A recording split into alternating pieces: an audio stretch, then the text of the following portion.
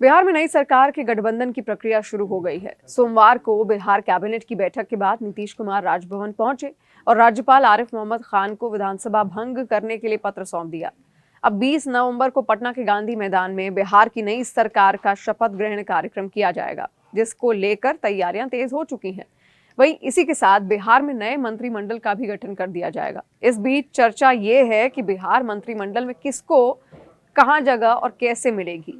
ऐसे में जेडीयू कोटे से किन चेहरों को मौका मिलेगा, ये भी सवाल है। बताया जा रहा है कि नीतीश कुमार अपने मंत्रिमंडल में जेडीयू कोटे से लगभग सभी पुराने चेहरों को ही मौका देंगे। हालांकि इस बार उनके मंत्रिमंडल में जेडीयू कोटे से कुछ नए चेहरे भी शामिल हो सकते हैं। बताया ये भी गया कि सीएम नीतीश कुमार ने जिस तरह से जेडीयू उम्मीदवारों के चयन में सोशल इंजीनियरिंग का बखूबी इस्तेमाल किया था, उसी तरह नीतीश कुमार कैबिनेट गठन में भी जाति समीकरण को साधते हुए नजर आएंगे। दरअसल नीतीश कुमार सामाजिक समीकरण के लिए जाने जाते हैं। इसकी तस्वीर 2025 में जेडीयू उम्मीदवार की लिस्ट देखने में भी मिली। बिहार चुनाव 2025 में नीतीश कुमार ने तमाम जातीय समीकरण को साध लिया था। अब कुछ ऐसा ही समीकरण अपने मंत्रिमंडल में भी दिखा सकते हैं, जो बेहद दिलचस्प होगा। नीतीश कुमार की पार्टी जेडीयू से इस बार 85 विधायक जीत कर आए हैं। ऐसे में जेडीयू कोटे से 13 या 14 विधायक मंत्री बन सकते हैं। नीतीश कुमार के मंत्रिमंडल में जो जातीय समीकरण हो सकता है वो कुछ इस तरह से है।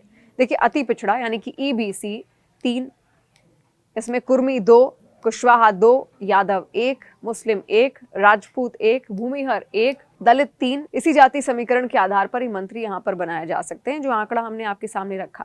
अब जाहिर है कि नीतीश कुमार के इस मंत्रिमंडल में तमाम जाति समीकरण को भी साधा गया है। इस जाति समीकरण के लिहाज से 2 महिलाओं को जगह मिल सकती है। वहीं नीतीश कुमार अधिकांश पुराने चेहरे पर दांव लगा सकते हैं, जबकि 2 से 3 नए चेहरे को भी मंत्रिमंडल में जगह दी जा सकती है, जिसमें कुशवाहा और अति पिछड़ा जाति से हो सकता है। बिहार में नई सरकार के गठन की प्रक्रिया शुरू हो गई है। इस बीच संभावित मंत्रियों की सूची सामने आ गई है।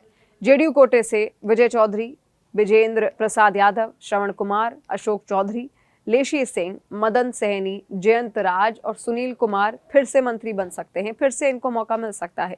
वहीं इसके अलावा 2 से 3 नए चेहरों को मौका दिया जा सकता है। पिछड़ा वर्ग यानी कि ओबीसी से 37 उम्मीदवार, अति पिछड़ा वर्ग ईबीसी से 22 उम्मीदवार, सवर्ण समाज से 22 उम्मीदवार, अनुसूचित जाति से यानी कि एससी से 15 उम्मीदवार, अनुसूचित जनजाति एसटी से 2 उम्मीदवार शामिल हैं। इनमें से किसी एक को मौका दिया जा सकता है। और इसके साथ ही जेडीयू ने 13 महिलाओं को भी टिकट देकर महिला सशक्तिकरण का एक मजबूत संदेश भी उस वक्त दिया था।